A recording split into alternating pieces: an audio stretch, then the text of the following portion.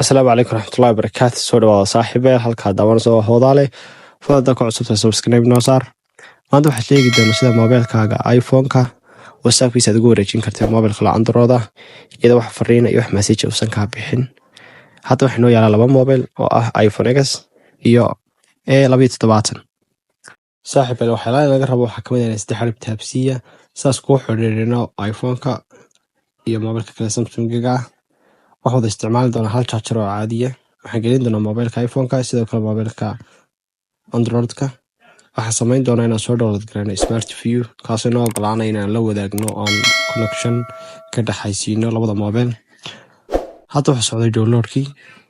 intaa kadib kaale agreede allowde kadib waxaad tagtaa moobeelka kale iphone-ka whatsappka kasii tag kata qaybta ku qoran tahay settingi dooro meesha ay ku qoran tahay chatis ka xulo meesha ay ku qoran tahay move chatis and android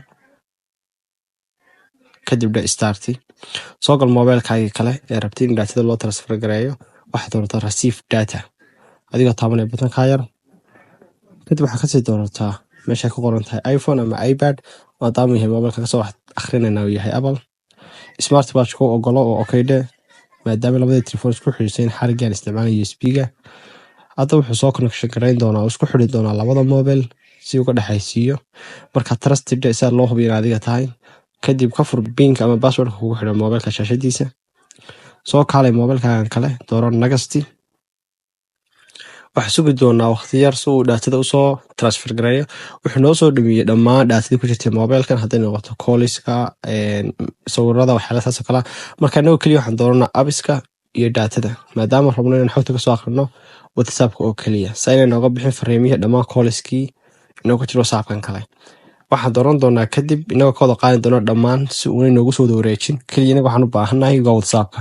markaa xulo whatsapp messenger kadib dooro install. hadda wuxuu diyaar u yahay inuu transfer gareeyo daatada. markaa haddana waa inaad dib uga noqotaa moobeelkii kale iOS-ka waana soo furtaa whatsappka mar kale kasii tag qaybta settingida waana kasii tagtaa marka qaybta ay ku qoran tahay chatis xulo meesha ay ku qoran tahay move chat to android kadib started isaga hab automatic oo bilaabi doono. hadda waxaa socda connectionkii labadooda ka dhexeeyey taasoo uu daatada ku transfer gareyn doono moobeelka kale samsungiga. waxayna qaadanaysaa waqti taasoo ku xidhan tahay capacity-ga ama mbiyada inta ay yihiin whatsappkaaga. hadda inoo dhameeyey taabo go to the home kadib dib soo gal whatsappkaagii moobeelkan kale weli lambarkii hore kugu samaysnaa ee aad ku isticmaali jirtay ee rabtid in daatada laga soo akhriyo. lambarka markaad gelisid kadib wuxuu kusoo diri doonaa notification code-ka sidoo kale koodhka geli. intaa markaad gelisid wuxuu kusoo diri doonaa xaggan started wuxuu soo import gareyn doonaa dhammaan daatadii ku jirtay moobeelkan kale isagoo kugu soo wareejin doono moobeelkaaga.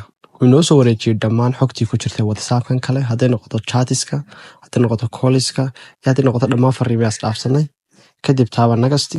hadda waxaad awood u yeelatay in moobeelkaaga iphone-ka ah whatsappkii ku jiran xogtiisii oo dhammaystir aad kusoo wareejisay moobeelkan kale samsungiga ah